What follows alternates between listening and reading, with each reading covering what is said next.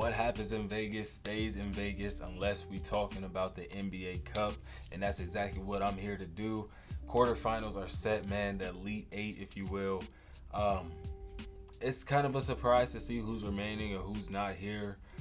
For the Eastern Conference, the obvious, elephant in the room is the fact that the Cavaliers nor the Celtics are taking a trip to Las Vegas to compete in this quarterfinals tournament for that NBA Cup. And, I'm going to explain how that kind of happened, how we got here for this. Cleveland, the winningest team, obviously in the NBA, currently with a 21-4 record, did not qualify, and that's because 2 of their 4 losses came in NBA Cup qualifiers, and that gave them a 2-2 record, which they got knocked out. They were eliminated from advancing, and that's because 2 of the teams in their tournament bracket went 3-1, and that'll be the Boston Celtics and the Atlanta Hawks. Funny enough, those 2 losses were to the Atlanta Hawks. So that being said, the Boston Celtics' 1 loss was to the Atlanta Hawks. Winning 3 of their 4 games, like I said, both of which came against juggernauts. All 3 of those wins, came against juggernaut teams, and that got them into this round. The fact that the Atlanta Hawks are the reason that the Cleveland Cavaliers and the Boston Celtics did not qualify is just pure coincidence, but it's ironic as hell. Boston even had the higher point differential than Atlanta by 8 points, but since Atlanta won their game, they get to advance, which, you would love to have the best teams going out there and compete, but the Atlanta Hawks have been on their thing, man. The Atlanta Hawks have been playing really good basketball as of late. I talked about it in my Sideline Perspective episode, yesterday, a couple days ago. So go check that out if you want to hear me talk about the Atlanta Hawks and give them their praise for how they've been playing. But yeah, another team that's kind of a surprise, or not really a surprise, but you would think that the teams that were here last year would kind of be competing for it again, and that's obviously the Indiana Pacers and the Los Angeles Lakers. Having lost all 4 of the tournament games, ending with a negative point differential of a negative 60, the Pacers clearly had no chance. No chance in hell in making this final tournament, the quarterfinals. A 13-point loss to the Heat at home. A 12-point loss to Milwaukee away, obviously, not at home. Getting smacked by Detroit. This was the worst. 24-point loss on your home floor, and then 11-point deficit to the Toronto Raptors. It just hasn't been the same kind of season for the Pacers to start off. And, for a team that had the best offense at this point of the NBA season to now just look like a bottom barrel Eastern Conference team, middle of the pack Eastern Conference team, although they had been like 9-10 and, just not looking really promising this year. This was all before the Pascal Siakam edition, and I'm not pointing fingers. I'm not, trying to put the blame on Pascal, but this team was a different kind of offense. If you remember how the Pacers, they scored 157 points against the Atlanta Hawks in regulation, bro. Like, this was a different kind of offense, bro. And that was before Pascal. Now that Pascal's on the team, they do have to, especially now this year, now that they're more acclimated, it is kind of more, not kind of, it's a very more slower offense to cater to a Pascal style of play, but that would be my reasoning as to why they aren't there. And just as you could say for Indiana, the team that won last year, the Los Angeles Lakers, just haven't looked good as of late. They started off the season pretty decent, splitting their games in the tournament though, 2-2. They missed out on their chance to repeat. Honestly speaking though, they only beat the teams that they were better than in the conference, in the Utah Jazz and the San Antonio Spurs, and that was by a combined 11 points. They beat the Spurs, I think, by 6, and then the Jazz by 5, something like that. And then They lost. They got tapped out by Phoenix by 27, and then an 8-point loss to OKC, finishing with a negative 24-point differential. They also did not stand a chance to make it to Las Vegas. But now moving on to the teams that are in the tournament, we got the number 1 seeded Bucks out east taking on the number 4 seeded Magic. Bucks in it with a plus 50-point differential, 4-0. Obviously front runner for this. They are the favorites to win the championship right now. And then the Magic had a plus 45-point differential, losing just one of their 4 games. And then you have the number 2 Knicks taking on the 3-seeded Hawks. The Knicks had a plus 30, also going undefeated in their bracket. And then the Hawks were plus 15, losing only one of their 4 games. And then out west, you have the number 1 OKC Thunder with a plus 45, 3-1 in their games. And the Mavericks are the 4 seed with a plus 46, also 3-1. And then the last matchup will be the 2nd seeded Rockets versus the 3rd seeded Warriors. Warriors have a plus 8 point differential, 3-1, and the Rockets with a plus 40, 3-1. So just a lot of good teams. A lot of good teams are here. Unfortunately for the Dallas Mavericks, for the Orlando Magic, they are without their 2 best players, especially considering the fact that Franz was just with them and he goes down just a couple games before the tournament. They really could have used him. They needed his production in this one.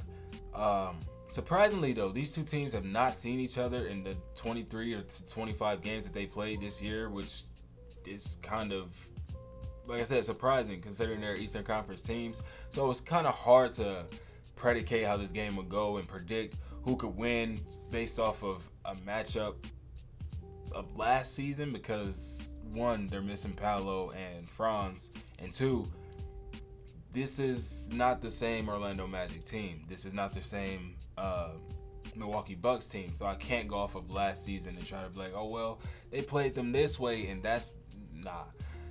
So seeing how they don't have, Franz or Paolo, I can't really put my finger on it, but the Magic getting that solid win against the Kevin Durant-less Phoenix Suns, although Book and Beal were in the lineup, shows that they can compete, or it just shows how bad Phoenix is without Kevin Durant, because they took that L to a Magic team, like I said, who have been depleted, where Goga Bitadze was the best player on the court, 2nd leading scorer as a starter with 21 points and 16 boards in 31 minutes. Next up, we got the number 2 Knicks versus the number 3 Hawks. These teams have met one time this season in a game where the Hawks were the better team, winning by a narrow margin of just 5 points, but this was a competitive game all the way through. But we had a breakout game for Zachary Rissache, his best game of the season, going out and putting up 33 points, 22 of which were in the first half. He had a really solid scoring outburst. Both teams even scored 39 points respectively apiece in that second quarter. And going into the half, it was just a 4-point game. So in that second half, it looked like it was going to be a good game, and that's exactly what it was. Like I said, Rissache just putting on an absolute show on both ends of the floor. Stuff in the stat sheet to go along with the 33 points. He had 7 rebounds, 3 assists, 3 steals, and 2 blocks. Hit 6 threes for the game and led the game with 9 free throw attempts. His 37 minutes were very much needed, and his production made all of the difference in this game, where Trae Young was struggling to get the ball to fall into the rim, but he had a solid game with 23 and 10. And then Jalen Johnson also had a decent double-double with 23 points and 15 boards. And then for the Knicks, Cat did the heavy lifting offensively. He put up a game-high 34 points, paced alongside of Jalen Johnson, get 1 more rebound than him with 16, 5 of those being offensive though, and he also got you 3 blocks on the other end, so a great game for Towns. Both teams, as of late, have been playing extremely well, although they are both coming off of a 1-game losing streak, I guess you could say. Not really a streak if it's not more than 3 or more than 2. New York was on a 4-game winning streak, and then the Hawks were on a 6-game winning streak, beating some very, very solid teams, such as the Bucks, the Lakers, and then those 2 games against the Cavs, while the Knicks 4-game winning streak was kind of Mickey Mouse. You had An injury-riddled Pelicans, Magic. Although Franz was there, he gave them 30 before the next day they hit us with the oblique injury, and as well as the Hornets, who I don't think had Melo in that game. I don't think Melo may have played. Either way, they won against, inferior teams. You know what I'm saying? So, and then they turn around and lost to the Detroit Pistons. So I'm going to give it to the Hawks to that one to go ahead and advance. And then maybe they take on the Milwaukee Bucks because they don't have Franz. So, Hawks and Bucks in the semifinals. And then we got the Thunder and the Mavericks 1 versus 4. Dallas is up 1-0 on the season series thus far, winning the game just by 2 points in a game where Luka was not even there. Luka did not play. Kyrie gave you 23. Klay Thompson shot 1 of 11 and ended up with 5 points. But it's this dude, PJ Washington. He gives us the blues every time. He gives us the business. Whenever he sees OKC on the schedule, I don't know if it's because Shea is on the other side. He just shows up and plays his best basketball. He gave them 27 points. A lot of that damage he did in the first half, though. But, down the stretch even, he made a couple quality plays. It was like a couple minutes left in the game. Shot clock winding down. He hit a solid floater. And then out of the corner, Kyrie hit him with a pass. He passed it right back to Kyrie. Kyrie hit a 3 and put them up. And then eventually hitting a couple free throws that iced the game. And then when your bench provides you with 50 points between 6 different players, that's a game you just gotta, that's a game you gotta win. Even without Luka, they did exactly what they needed to do. But for OKC, it's not gonna get any easier. Luka, big dog, will be back in this second matchup. Shea gave you his usual scoring repertoire, giving you a game high of 36 points on some really efficient shooting. I think it was like 13 of 19. And then J-Dub gave you 27, hitting 3 threes. Lou Dort hit 4 threes of his own, ended the night with 18, but we lost the game. Silver lining, although we were dominated on the glass, dominated on the glass, 53-29. Only lost the game by 1 possession. It was a 2-point game. And we didn't have Chet nor Isaiah Hartenstein in the lineup. So, who, by all means, if you didn't watch my podcast, I'll plug it again. Go watch it. The episode I dropped about the Red Hot Magic, the Lakers, and then my Thunder. Isaiah Hartenstein has been playing very, very, very good basketball since he checked in for the Thunder. I think we're like 7-1 or something like that. And he's been killing the board, so it should be a different kind of story once that gets to that part of the game, the rebounding aspect. But if I had to choose a winner, I'm going to go with my Thunder 9 times out of 10. But the Dallas Mavericks have been playing so well as of late. 11 of their last 12 games have been wins, and they've crept all the way up to the 3 seed. So with the momentum that they garnered off of that, I'm gonna go ahead. Dallas will be, the Rockets versus the Warriors. These two teams have met twice. These are the only 2 teams that have met more than once. Like I said, the Bucks and Magic have not played yet, but these 2 teams have played twice. They've given us some good games too, and also they've given us a good game and then a really bad game. Down by 28 at the half in that first one, in a game where the Warriors won in overtime. Like I said, down 28, they fought all the way back, playing great on both sides of the ball, and erasing that huge hole, erasing that huge deficit and digging themselves out of that huge hole that they dug themselves into. They sent the game into overtime where they eventually came up short 8-2. But for them to have survived and turned it around in that way, we were starting backcourt when a combined 4 of 25 from the field gave you a total of 18 points. Şengün, I think, had 14 points on 5 of 10, something crazy like that. It's impressive to be able to have a bench and just camaraderie amongst your roster to be able to pull together, and that's almost a 30-point deficit that they came back from. So that's huge for them. But no Steph Curry on the floor due to injury. You want to walk away from this game a winner.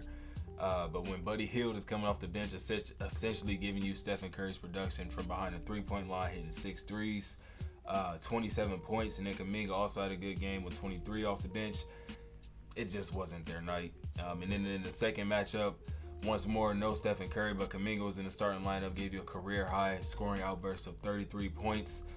Very low scoring game. The outcome of this was just 99-93, but both teams shot piss poor in this one. Golden State was 42% for the game, and Houston was just 37.6. So, if I had to give my win to someone, I'm gonna go with the Golden State Warriors. I think Stephen Curry is back. I'm pretty sure he has returned from injury. Let me just double check that and make sure that he will be there for Wednesday's game. But if Stephen Curry is there, Stephen Curry will be there. Game time decision for Moses Moody and Andrew Wiggins, as well as Tari Eason and Fred VanVleet. But Stephen Curry will be there, so give me the Warriors for that. And then, like I said, the Mavericks for the other game. And we got the Bucks and the Hawks for the Eastern Conference. So we shall see how this all plays out, man. I'm excited as hell. My boy Braun got one last year, thank God, so people cannot put that smut on his name. He was the first to ever do it. They're going to name that trophy after him eventually. But I appreciate y'all tuning in, man. This has been an amazing season, so to speak. It's a lot of parity. So many teams have like 8, 9, 10, 11 losses. It's ridiculous. I know a lot of injuries have been happening, but it's also a lot of parity going on. So, unless you're the Washington Wizards. But I appreciate y'all tuning in, man. I'll catch you on the next one. Peace.